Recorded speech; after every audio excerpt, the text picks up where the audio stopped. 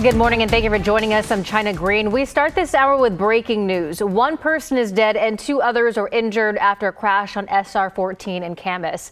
The driver was arrested and taken to the hospital. Our Thomas Schultz is live at the scene with an update. Thomas. Hey, good morning, China. The scene is now cleared here in Camas on SR 14. Those tow trucks and crews that were blocking SR 14 left the scene about 15 minutes ago.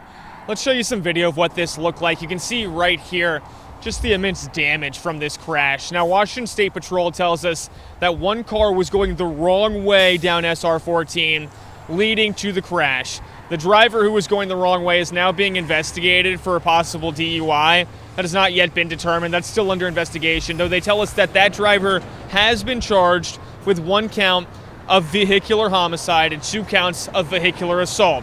There's only one driver, they say, in the car going the wrong way. There were 3 people in the other car. Now, 1 person in that car has died. 2 others have been taken to the hospital. And back here live on scene, you can see that SR 14 is once again moving smoothly. Washington State Patrol tells us that the driver who was going the wrong way is also in the hospital, and they are under evaluations as well. Once again, the roadway is now back open. We'll keep you updated as we learn more information about the state and the condition of those 2 people who are now in the hospital, along with the driver, the 2 people who were in the car that was going the right way on SR 14. It is believed that they are injured but not in serious condition. China. Thomas Schultz reporting live from Camas. Thank you, Thomas. All right, now let's go to Ashley Grams, who has the latest on the traffic conditions across the metro area. Yeah, China, good morning. Let's start in North Portland here on Interstate 5. And we can see, compared to yesterday on that holiday weekend, lots of folks here making their way to work this morning. This is at Columbia, not far from the Interstate Bridge. So far, I'm not tracking any major delays this morning. We'll take a look on the west side. This is Sunset Highway this is Sunset Highway, and we'll give you a look on the east side as well, 205 at Powell. I do want to give a reminder to those of you who travel the Morrison Bridge, particularly in those late hours as well as in those morning hours. We are going to see the Morrison Bridge closed from 10 to 5. This is for inspections, and it will impact some ramps on I-5 and I-84. China?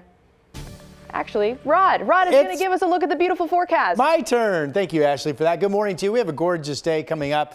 Whether you're watching us from Eastern Oregon or the coast or out in the gorge, generally not expecting much wind. Everybody gets sun with warming temperatures.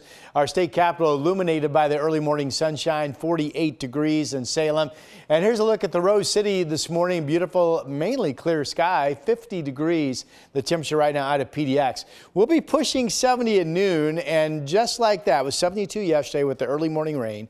Today it's sunny and 83 for a high. We'll have your complete 7-day forecast coming up in just a bit. Here's China. Thank you, Rod. A feed store in Clark County is looking for the thieves who stole 2 baby goats and a baby rabbit. Alma McCarty has more on the incidents that were both caught on camera.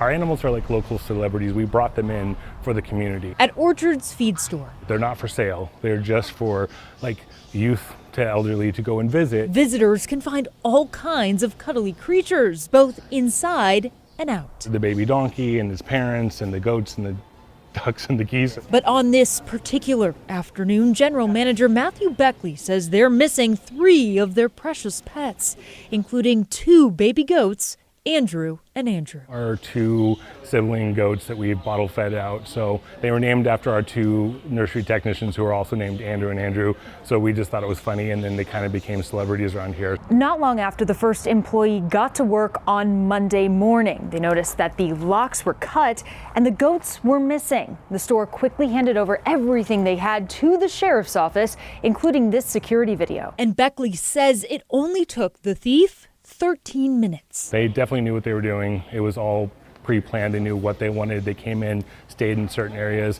I don't think they realized we had cameras everywhere. They were in, out. They grabbed one after another, the one person, and walked out one after another with the goats. Cameras also captured another theft of a baby rabbit hours earlier, while the store was open and busy. The woman blocked the man who was right here. He reached in, grabbed the rabbit, put it in his coat, walked around and walked outside, and they got in the car and they left. At this point, the team here doesn't know if the crimes are connected.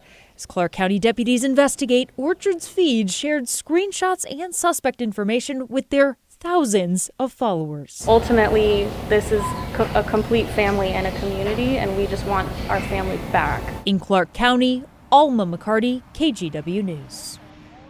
The Oregon Coast Humane Society is asking for your help finding this dog who escaped from his new owners just after being adopted. Mason is a 7-year-old white and tan terrier mix. He went missing during his trip home to McMinnville on Saturday. His new owners say that he escaped a leash at the Van Duzer rest area in Otis. Search crews set traps, even brought Mason's former kennel mate to the area to try to lure him home. But if you see Mason, don't try to catch him because he will likely run. So instead, call the Oregon Coast Humane Society. Now to a wildfire burning in central Oregon. Per the last update yesterday evening, the Butte Creek fire has burned 3,000 acres. It's located on the east side of the John Day River near the junction of Wheeler, Gillum, and Washoe counties. This is a relatively remote area. And while officials say there are some structures threatened, no evacuation orders have been issued. Meteorologist Rod Hill has been tracking the conditions there. Yeah, China, and I've nothing on radar, so I'm using radar zoomed in to give you a nice map of exactly where this is. That's the extreme corner of Wheeler County, and again, the Butte Creek wildfire, which was spotted on Sunday, being reported as burning 3,000 acres in low mountainous terrain that is primarily grass. No containment, but not much of a wind forecast out there today. And with sunny skies, we hope to get some good news on the situation. You can tell it's, well, there's Condon and there's Fossil, probably the closest communities of any size to that particular fire. In that area this morning, temperatures anywhere from upper 30s to low 40s. Bend 41, John Day 43. Up in the Dalles, it's 49 degrees. It will be a sunny, clear day statewide today. No issues. The next time we have any rain showing up, there's a possibility of scattered storms. Here they are. This is tomorrow evening at 6 o'clock, Wednesday at 6 p.m. Look at these storms coming up the Cascades, racing south to north. And if some of this activity spills a little bit more toward Wheeler County, then of course you would get some erratic winds the latter part of tomorrow with that. Now, the next time we have a chance of rain here on the west side of our state, coast or valley, is coming in Thursday morning. And again, this looks very similar to what we had yesterday morning. You wake up, it's cloudy. Some of us are getting some passing light rain, others miss out. And then by the afternoon, it primarily is dry and becomes partly cloudy. Again, that is Thursday morning. Here's the wind forecast, since we are keeping an eye out here in parts of central into eastern Oregon. There's Condon with 19-mile-per-hour peak wind gusts. I mean, that means it's going to be basically a 5 to 15-mile-per-hour wind day. But here's a possibility of some more erratic winds kicking in the back half of tomorrow with that storm chance coming up the Cascades. We'll keep an eye on that. All right, this afternoon, it's going to be nice out there. 72 in Tillamook, 82 in Salem, 82 in Madras. These are 6 p.m. numbers.